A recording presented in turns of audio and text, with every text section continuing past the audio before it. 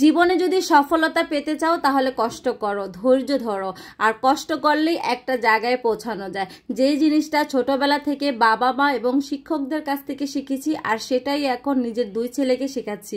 December মাসটা আমরা মায়েরা কিন্তু অনেকটা ব্যস্ত থাকি, কারণ প্রথমে থাকে বাচ্চাদের পরীক্ষা, এরপরে থাকে একদম শেষে দিয়ে বাচ্চাদের রেজাল্ট এবং ভর্তি।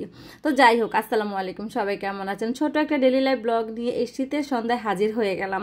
যেহেতু প্রথমেই দেখতে পেয়েছেন ছেলেদের স্কুলের হচ্ছে রেজাল্ট কার্ডের অনুষ্ঠান, তো সেই জন্য হচ্ছে পুরস্কার বিতরণীয় বলতে পারেন, রেজাল্ট প্লাস পুরস্কার বিতরণী। তো সেই জন্য তাড়াহুড়ো করে রান্নাগুলো শেষ করছি, যেহেতু দুপুরে বের হব।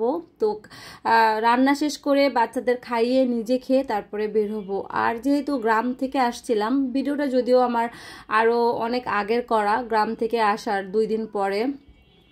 তো তাড়াহুড়ো করে যেহেতু গ্রাম থেকে আসছি, বাসায় হয়তো ফ্রিজে কিছু ছিল না, আপনাদের কাছে কিন্তু শেয়ার করেছিলাম। তো আমি চটজলদি হচ্ছে খিচুড়ি বসিয়ে দিলাম, যেটা হচ্ছে আমাদের বিপদের বন্ধু বলতে পারেন।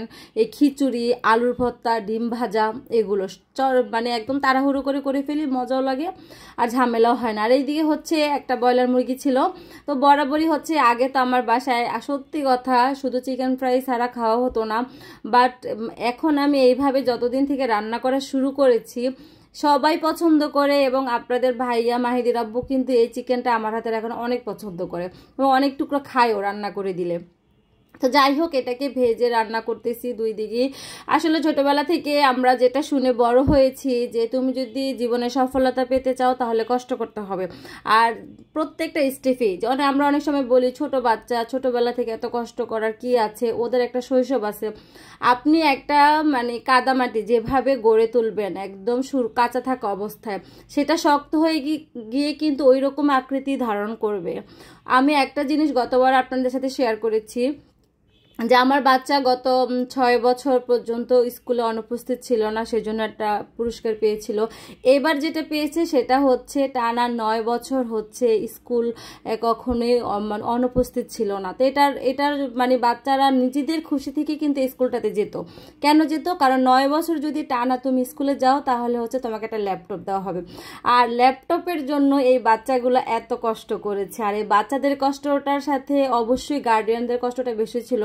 কারণ এখন হয়তো ওরা বড় হয়ে গেছে, বাট ওরা যখন 3, 4 বা ছোটোর দিকে ছিল তখন কিন্তু কষ্টটা আমরাই করেছিলাম, ঝড় তুফান সব কিছু মিলিয়ে। তো আসলে নিজেও ছোটোবেলা থেকে কখনো স্কুল মিস দিতাম না।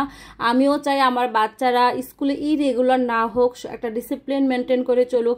বাসা এবং স্কুল দুইটা জায়গায় যদি বাচ্চাদেরকে রেগুলারিটি মেনটেন বা ডিসিপ্লিন এই জিনিসটা শেখানো হয়, টাইম মেনটেন ছোটোবেলা থেকে বাচ্চারা করতে চায় না, কিন্তু একটা সময় যখন ওরা একটা পর্যায়ে যাবে, বাবার দায়িত্বে থাকবে বা যে কোনো একটা, তখন কিন্তু ওরা এটাই ফলো করবে যে ওর শিক্ষকরা ছোটবেলা থেকে ওকে কিভাবে কি শিক্ষা দিয়েছে, আর ওর মা বাবাও বা কি শিক্ষা দিয়েছে।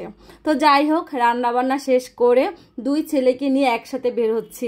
তবে তাড়াহুড়োর মাঝে রান্না তাড়াতাড়ি করলেও আমি আর আমার বড় ছেলে মাহিদি খাই নাই, কারণ খেতে ইচ্ছা করতেছিল না। কোথাও যাওয়ার আগে না একদম খেতে ভালো লাগে না। তো এই যে আমার ছোট জন, মাশাআল্লাহ, দুজনের জন্য অনেক দোয়া করবেন।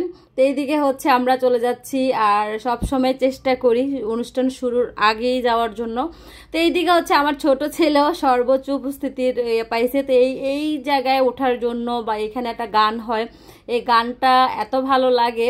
তো এই আমার ছোট ছেলেকে আমি বলছিলাম বাবা যাওয়া লাগবে না, বাট সে যাবে। তো এইদিকে যাই হোক, এখানে এই যে আমার ছেলে, ওর ফ্রেন্ডরা, শুধু আমার ছেলে পায় নাই, ওর সাথে ওর ক্লাস ফ্রেন্ড আরও 7 জন, আবির, শাহরিয়ার, তারপরে হচ্ছে হামজা, সাজিদ, আরও অনেকে ওর ফ্রেন্ড 7 জন পেয়েছে। তো খুব ভালো লাগছে, ওর ক্লোজ ফ্রেন্ড যারা ঘনিষ্ঠ বন্ধুরাই পেয়েছে। তো সবাই নিচ্ছি। আর এইদিকে হচ্ছে আসলে হয়তো বা আমার ভাবির পেজটা চলে আসছে কিনা জানি না, ভাবি যদি ভিডিওটা দেখো ক্ষমা সুন্দর দৃষ্টিতে দেখবা।